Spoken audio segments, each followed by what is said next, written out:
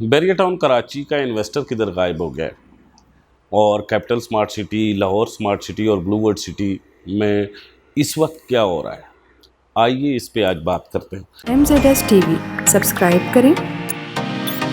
यहाँ आपको रोज़ाना की बुनियाद पर आपकी प्लॉट की ताज़ा तरीन अपडेट और प्रॉपर्टी मार्केट के उतार चढ़ाव की खबरें मिलेंगी। बिस्मिल्लाहिर्रहमानिर्रहीम, अस्सलाम वालेकुम। मेरा नाम कामरान खान है और आप देख रहे हैं MZS यूट्यूब विला। खुश आमदीद कहता हूँ। आप जानते हैं कि पाकिस्तानी रुपए की कदर बड़ी तेज़ी से गिर रही है और डॉलर ऊंची उड़ान उड़ रहा है।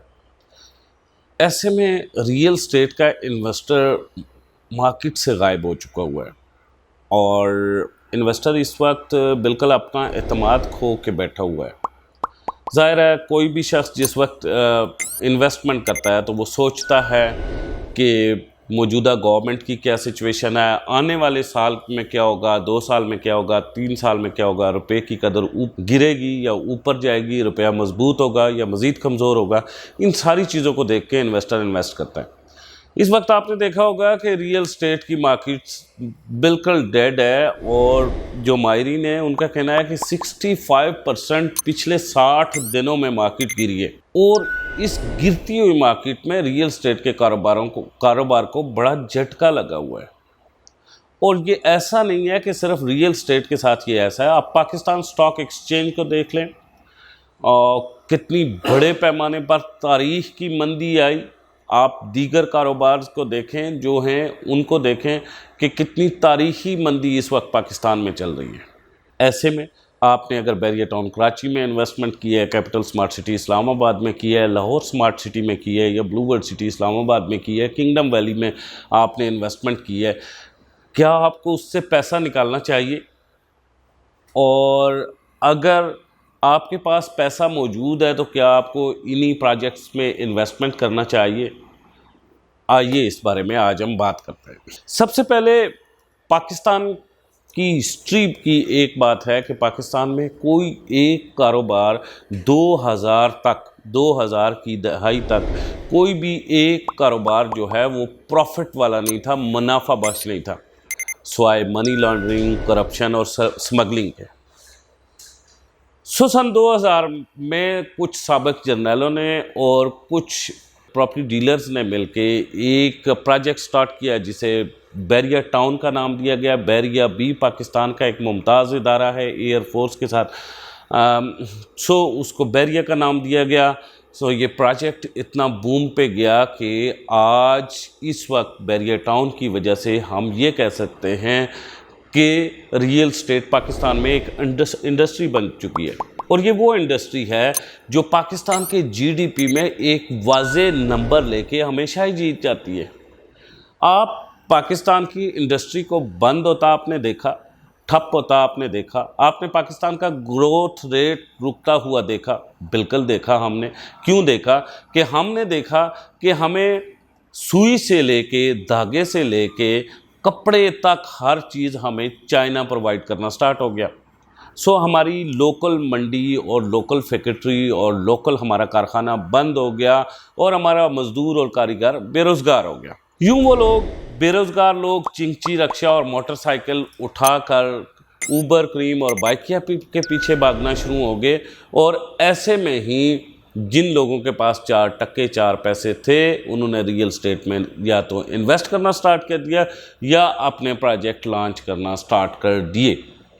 गुज़श्ता गवर्नमेंट ने जो 6% ग्रोथ की जीडीपी रेट को बढ़ाया, उसकी भी बुनियादी वजह ये थी कि कोरोना के दरमियान ही साबिक वज़ीर आज़म ने ये ऐलान कर दिया था कि कंस्ट्रक्शन को हम एमनेस्टी दे रहे हैं और रियल स्टेट को जो एमनेस्टी दी गई है उसे हम जारी और सारी रखना चाहते हैं।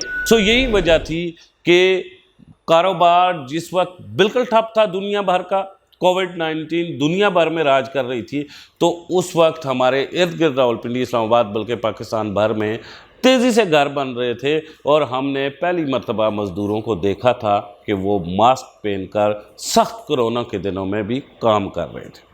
और ये वही वजह थी जिसकी वजह से پاکستان کی دنیا بھر نے تعریف کی کہ پاکستان کا جو سمارٹ لاک ڈاؤن کا یہ فارمولہ ہے یہ کامیاب ہوا. پاکستان نے اپنی گرتی ہوئی معیشت کو نہ صرف سمارٹ لاک ڈاؤن کے فارمولے کے ساتھ سنبھالا بلکہ پاکستان نے بھوک سے اور بے روزگاری سے بھی دنیا کو بچایا, اپنے ملک کی قوم کو بچایا. ایک مرتبہ پھر اگر گورنمنٹ یہ چاہتی ہے کہ ریئل اسٹیٹ سیکٹر ایک مرتبہ پھر کھڑا ہو جائے اور اپنی حکومت کے ساتھ کھڑا ہو جائے تو موجودہ گورنمنٹ کو کچھ اناؤنسمنٹ کرنی ہوگی.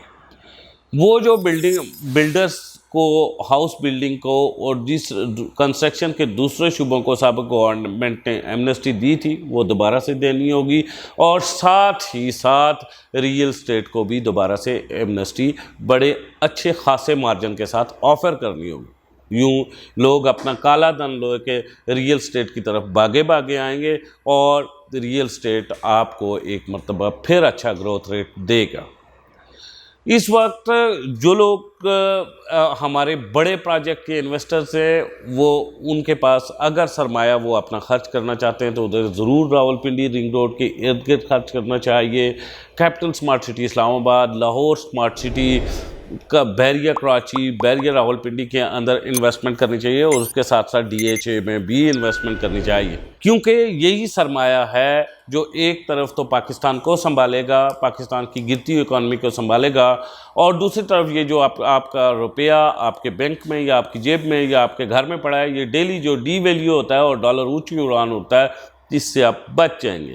زمین میں انویسٹ کیا ہوا پیسہ چاہے کہ آپ کتنا ہی کام نہ ہو, اور چاہے اس دوران میں جب آپ نے زمین میں انویسٹمنٹ کی ہے اس دوران میں پیسے کی قدر کتنی ہی کیوں نہ گر جائے, زمین میں انویسٹمنٹ کی پیسے کی ہمیشہ ویلیو نہ صرف بڑھتی ہے بلکہ قدر بھی بڑھتی ہے. یہ وہ وقت ہے کہ جس وقت آپ اپنا سنبھالا ہوا پیسہ جو آپ کے گھر میں موجود ہے اور وہ پیسہ جو آپ کے بینک میں موجود ہے یا فکس ہے اسے فوری طور پہ نکال کر زمین پر انویسٹ کریں. یہ لازم نہیں ہے کہ آپ اسلام آباد, راولپنڈی, لاہور یا کراچی میں ایک گھر 3 سے 4 کروڑ روپے کا لے لیں, بلکہ یہ بھی ہو سکتا ہے کہ آپ انہی شہروں کے مضافات میں جا کے 200-400-500 کنال زمین اکٹھی کر لیں, جو آج سے 2-4-5 سالوں کے بعد 4 کروڑ کی اگر خریدیں گے تو 10 سے 15 کروڑ روپے کی فروخت ہوگی. یوں آپ کو یہ جو پاکستان کی اکانومی کے اوپر تلخ وقت ہے اس کی سمجھ نہیں آئے گی. بحیثیت پاکستانی آپ تمام لوگوں سے ریکویسٹ کروں گا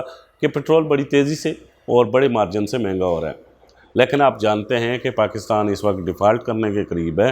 اس وقت کسی بھی حکومت پہ تنقید کرنے کے بجائے ہمیں اس کڑے وقت میں ایک قوم بن کر اپنے اداروں کے ساتھ اور اپنی موجودہ حکومت کے ساتھ سینہ سپر کر کے کھڑا ہونے کے ساتھ ہی قوم بن کر ہی ہمارے یہ مسائل حل ہوں گے. یوں آپ بالکل تیار رہیں, گھبرائیں نہ. 31 مئی کو انشاءاللہ مزید 50 روپے پٹرول مہنگا ہوگا اور آپ نے اور ہم نے ڈالنا ہوگا. اسی کے ساتھ مجھے کامران خان کو اجازت دیں. خدا حافظ.